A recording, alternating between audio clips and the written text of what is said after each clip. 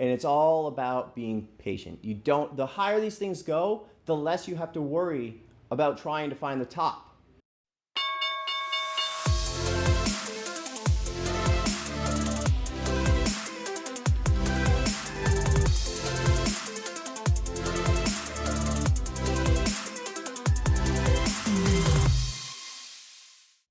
What's happening, guys? I hope everybody, all the dads, had a fantastic Father's Day.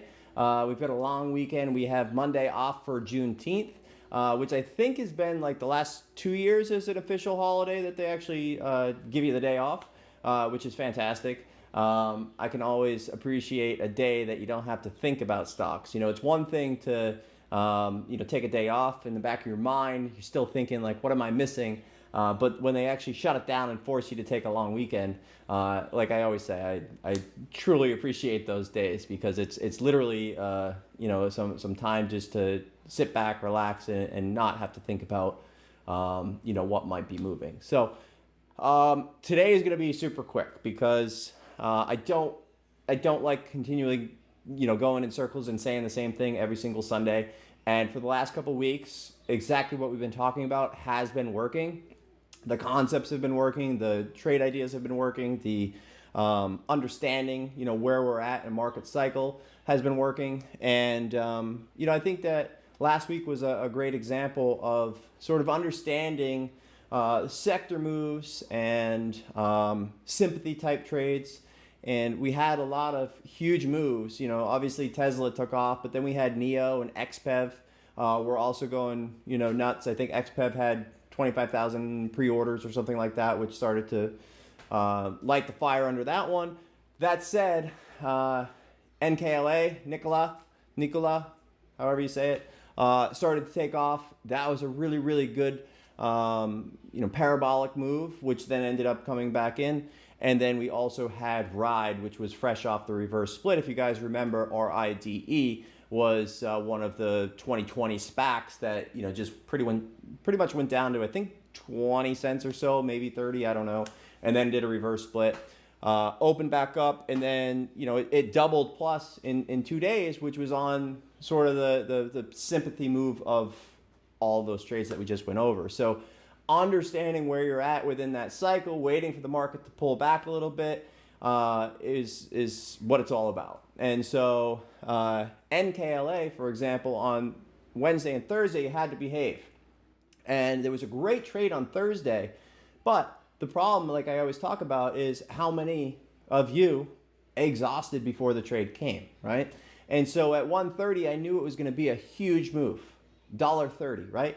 It went to $1.80, I think $1.83, right? So it doesn't matter what you think at $1.30. If it continues to go $1.40, $1.50, you're going to end up exhausting yourself out of the trade and miss it altogether. So the best thing that I did is I was wrong twice, right? And I didn't scale into the trade, but I had a starter. I was thinking that the trade was close at 130s. It consolidated. It should have died. Went under it, came back. Went under it, came back. It started to kind of go up higher. I can make one of two decisions, right? I can stay put and know that there's the potential that I'm going to just be exhausted and completely miss the move, or two, move on and wait for the next setup. And you know what? We had the next setup, 140. I was even more confident that, this is probably going to be the time. And nice big exchange, 140, goes up a little bit, comes back, starts to level out, fade off. Guess what? It reclaims 140. That voids the idea. So what did I do? Did I stick around or move on? So I moved on. So maybe I lost a few cents a couple of times, but it allowed me to be ready. It allowed me to act when it was time as soon as that parabolic move came. And as you saw, I sized in. That was the only time I took size, and I specifically stated sized in. And the difference between saying a starter and sizing in is because now I'm using real risk. I reacted to the trade, I sized in, now I'm using an actual risk off the higher days. If I am wrong, I need to get out. And it flushed down to 140s, 130s, fantastic. Next day, gaps right up into that 160s resistance, nice failed follow through momentum. Covered it way too soon, but really, really nice, sort of everything we prepare for. Parabolic move, exhaustion, fade it down. Next day, gaps up into resistance, fades off. Everything that we talk about doing. With that said, because XPEV and NEO and the entire sector was pulling back, we also had Ride. Ride had that nice parabolic move, and you just never know how thin these trades are going to be on the front side of the move.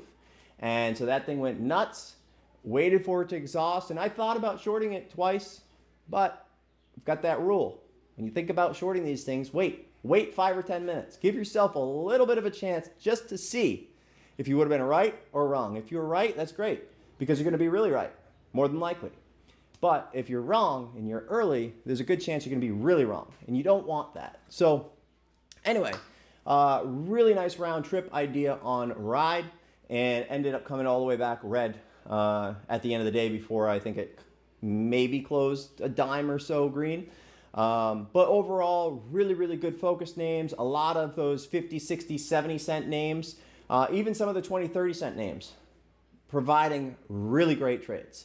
Not a lot of people trade those, especially on the short side. But for me, I've been kind of beating a dead horse here, but small caps, I'm trading a lot less size. It's just not for me. You know, I don't get me wrong, I still trade them, but I am not looking to aggressively get in those trades anymore. So what I've been saying and what I've been doing is these 20, 30, 50 to 70, 80 cent names have been really fulfilling that void, you know, by maybe not putting as much attention towards the standard small caps that I typically would, you know, trade well. And so those have been really, really great opportunities from, you know, I think it was EVLO, 30 cents down to 15 cents. I covered most by 19, but still, big opportunity, liquid enough, works, WORX. I did not trade it on Friday, but great opportunity on Thursday. What else was there? It's another one recently, but all of them give this great, great unwind. But the key is to let it ramp up. They all do the same thing. Pull back, ramp up again. And sometimes I get involved at the middle, but what you have to see is ramp up, consolidate, and then retest, exhaust out, and fails to follow through, right? You want it to go up, figure this out on its own, come down, figure this out on its own, come back. You need to see that exhaustion point, that clear out move. And sometimes that clear out may be, you know, soaked immediately after, and therefore it could have longevity, continue to go.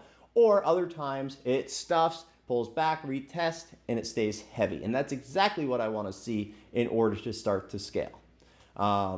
So that's, you know, a little bit of the recap from last week. I'm going to get right into scan. Again, just because, you know, a lot of it is the same thing, and I just don't want to keep going in the same circles. But I would encourage you guys to go back and review some of those trades. NKLA for sure, Ride for sure. But we're in a market where if you have trouble getting long, you just have to wait for that exhaustion move.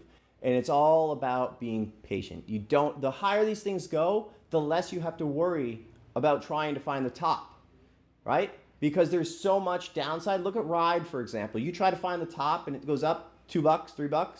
Or if you're 20 cents, 50 cents too late, guess what? You still had $2 of downside. So you don't need to be the one that finds the perfect spot. You don't need to be first in.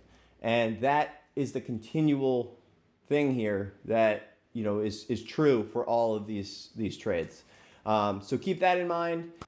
The second point that I wanted to make was a lot of times, and you guys have seen my charts, a lot of times maybe I scale, cover, scale, cover. And the thing is on days that it works, yeah, it would have been nice to just have one entry and let it work all day, right? But would that have worked the other 90% of days in June or May? No, right? The other days, had you scaled in and it flushed and you covered, that would have been the one spot where you could cover before it starts to head back up towards the highs. So even though a Ride may work, and I cover some, then rescale and works, rescale works, that doesn't, you know, if you go back a week ago, had I not covered, it would be back at highs. So you can always look back in hindsight and say, oh, why'd you scale in and scale out, scale in, scale out? Because you've got the information, right? You can only look left. You can't look right. And most people, will talk about or evaluate, the trade after the fact. But yes, you've got all that information. And just remember that we've been in a melt up market. So if you are not participating when it flushes, you didn't make money the last 2 or 3 weeks, right? So if you just had one entry on Ride, scaled in, and you were letting that work, yes, it would have worked on Friday. But if you use that same strategy for the last 2, 3, 4 weeks, you have not made money. So don't get into the thought process that you always need to just have one entry or scale only so many times or whatever. Do what works for you. That's what works for me. I want to get as much on as I can. If it flushes, I'm going to size back down to my core. And if I can resize back up, flushes, I'm going to size back down to my core again, and so on and so forth. So while you may only have one core trade, I am trying to exploit as much as I can out of this ticker. And when it flushes, I don't know if it's going to stay heavy. Once it stays heavy, once it kind of retests and it fails, I can resize back in. And it flushes again, I'm going to size back down to that core. So let's just say hypothetically, I had 5,000 shares, right? And it starts to fail. I'm on the right side of the trade. I scale up to 10, I scale up to 20, flushes down, I go back to the 5 core. Ramps back up, I go back to 10, scale back to 20, flushes down again, I go back to the core.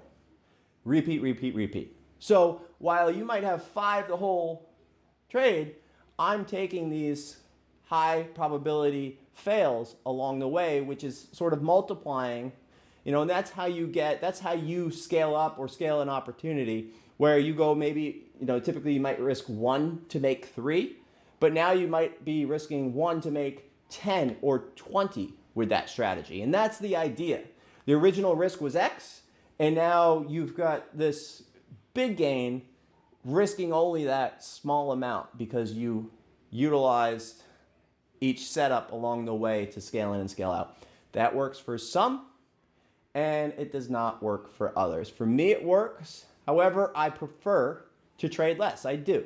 But there are certain situations that I want to get as much on as I can. And I have been trading smaller, trying to be a little bit less crazy into the summer because I feel like every summer always just bottlenecks and I just get all, I just get discombobulated, and I just wanted to stay the right headspace, the right, spot trading, and have the least headaches and the least stress heading into summer. So that's why I'm doing what I'm doing. But again, everybody is different. So let's get into the trades for the week ahead. All right, so for the second part of Scan, as always, I am not a financial advisor. These are not buy or sell recommendations, and this is for educational and informational purposes only. If you're not okay with that, shut the video off. If you're good with that, let's continue and go through some trades for the week ahead. First and foremost, I want to watch Ride again, and I'm going to go ahead and put the daily chart so you guys can follow along, and I'll probably add some annotations, some lines and stuff so that you can kind of see where I'm looking at. But key levels, I always like to look left. Where was the congestion? Where did it, kind of have trouble each time that it went to? And that's the area that I want to see sort of clear out and sit back. There's a high probability that if it had a ceiling and if it pops through, it's going to end up coming back under that level. That's what I want to be focusing on. I want to be able to take advantage of any action that happens off the open. So something like that would be Ride. I'd be using any morning shove, ideally gaps up 20, 30 cents, pushes a little bit more, and then looking to fail to follow through. That said, if NEO and XPEV and everything else is ripping, be cautious. CCL finally had a relatively weak day. It has been going straight up for quite some time on the daily. You guys know we've been watching that. It's been an okay trade, but really for me, I think 1550s continues to be the key level. And what I want to do is see that start to fail to follow through, and then use whether it's VWAP or high days as risk and let that trade work. as long as it's staying heavy versus that 9:45, 10 a.m. level. One of the biggest things that I've been repeating a lot in the morning at 9:33, 9:35, 9:40 is there's been a lot of fantastic trades that happen from right off the open, literally until like 9:37, right? And you didn't miss. It was perfect. You came prepared. It flushed out. It did everything you expected, right? So part of you wants to let that trade work, but then you got to remember it's still prior to 9:45, 10 a.m. plus, right? So I personally do not like to force a bias prior to 9:45 or 10 because what happens is you'll see flushes down. You're like, yes, got that trade working perfect, and then what happens? One swipe back up towards the highs, right? So anytime that I take a trade pre-market, anytime I take a trade right off open, anytime that I scale into a trade, I am proactively covering prior to 9:45, 10 a.m. plus. I don't care how right I am because all it takes is one swipe and I'm wrong. So I always remind the room that you got to be super, super cautious and not force what you thought was going to happen throughout the day because a lot of times, obviously, that changes. Next up, Sophie. Sophie had a couple downgrades on Thursday. I went over that. Thursday I had fantastic entries. Speaking of 9:45, 10 a.m. plus, fantastic entry pre-market, 9:30s. Scaled into the trade. I probably brought my average to 9:20s. My goal was 8:80s to 8:50 flush, right off the open. It went to 8:88. And, I was there at like 8:81 or 8:85, somewhere around there. So I missed that cover. Then it ramped back up, but I let my bias take over where I was pretty confident with the downgrades that we were going to have another AFRM full day unwind. And the market was extremely strong that day. So it actually got absorbed and just kind of grinded up all day. And for the most part, half the day I was up. I just minimized. I was up a lot. And then slowly see my P&L go away and turning it into a loser because I didn't treat that 9:45, 10 a.m. as, sort of that proactive cover, that scalp trade. And instead, I wasted, time, energy, money, exhaustion, letting this thing just slowly grind me throughout the day. So anyway, next day, one of the things, something exhausts you like crazy. One day, you're probably right, just one day early. And that's the thing is most people ignore it the next day because they're like, screw that thing. You know what? I'm so tired of that thing. But instead, you want to watch for any good gap ups that fail to follow through.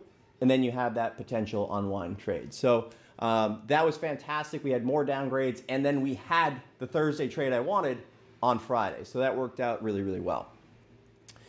Next up is the failed follow-through section. As you guys know, that's something where I love to see gappers. It doesn't mean I'm heavily biased, but I want to see them retest towards prior resistance level and then start to fail.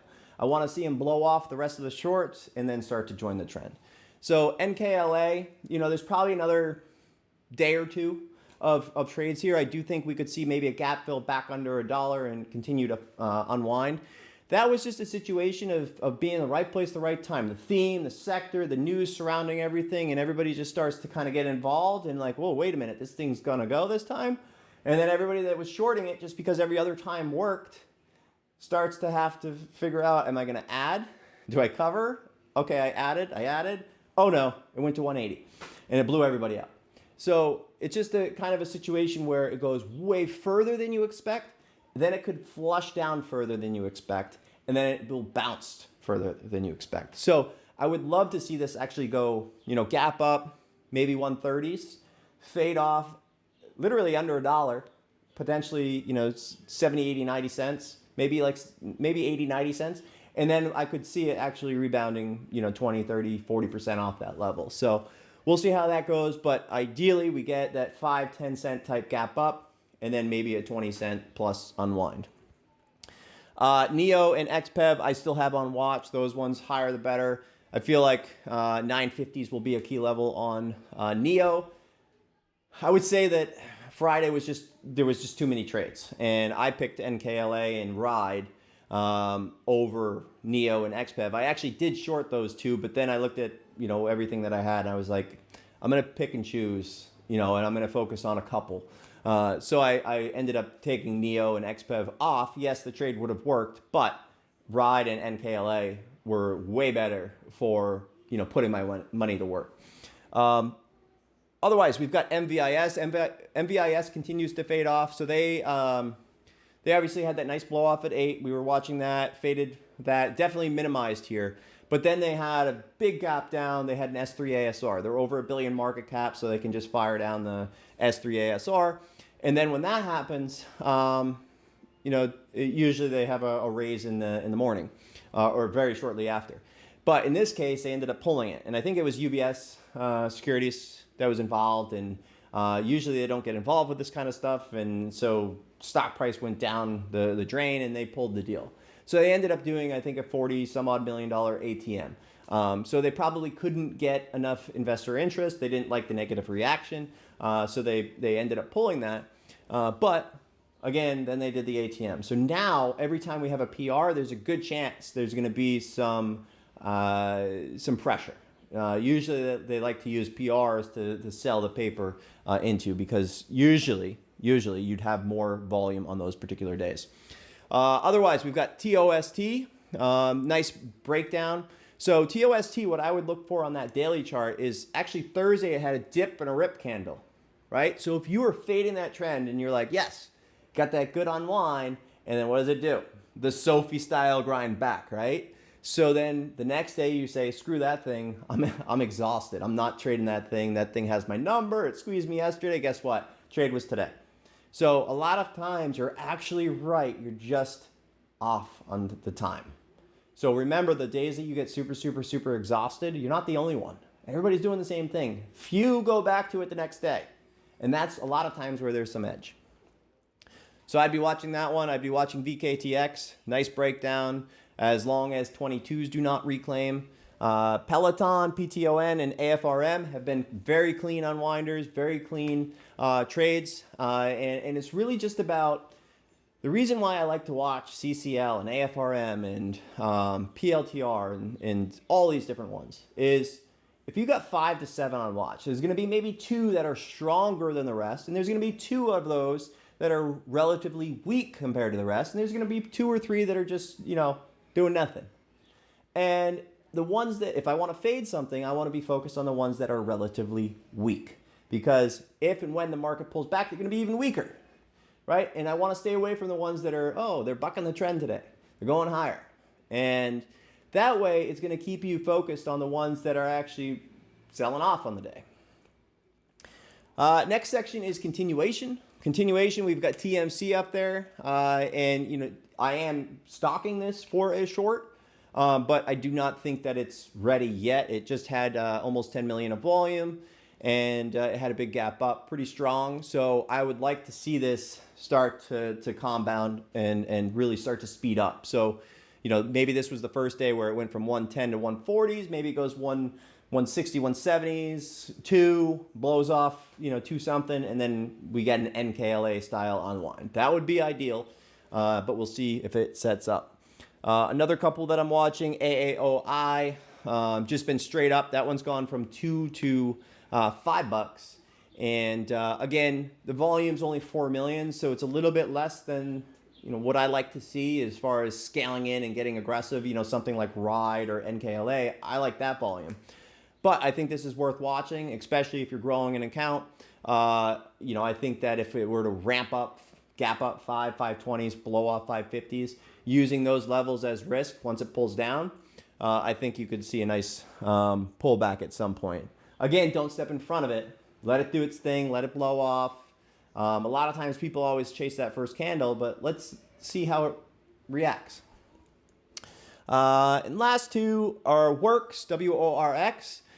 Back-to-back 100 million share days, almost. I traded it the first day, fantastic, up, and then all the way back down, over 50% pullback. I covered it too soon, but I noticed the 75 to 85 channel that we were going over. And, nice unwind throughout the day on that. Next day it comes back up. It just feels like There's no real reason for it to run. It's thinner than you would expect when it wants to be, but also thick when it wants to potentially train you to think that it's super thick. They're still in full control, in my opinion. So what I'm saying is that if the tape changes and it should have died and it's not going away, you're going to see this thing start to skip up a lot faster on much lower volume than you think. And even if you saw it on Friday, it actually doubled pretty quick within like 20 minutes, like 40 cents to 80 cents or whatever it was, 35 cents to 70 cents before pulling back down again. But the fact that it pulls down lets shorts feel good. If they scaled in, sized up, they feel good. And then all of a sudden the next day it gaps up and they're like, oh, I didn't have plan B. And then last but not least, WRAP, W-R-A-P. I am watching for this one to end up like maybe a TMC and an NKLA, where it just starts to compound and, you know, these candles instead of a dime become 20 cents, 30 cents, 40 cent type rips. So I think that's it. I hear footsteps upstairs. So that means Aiden's about to come barreling in here after his nap. But I will post the winners for the t-shirts on the blog post. So make sure you go to the blog post, just because I don't have it up right now. So on the blog post itself, I'll have t-shirt winners and your usernames. Check that out.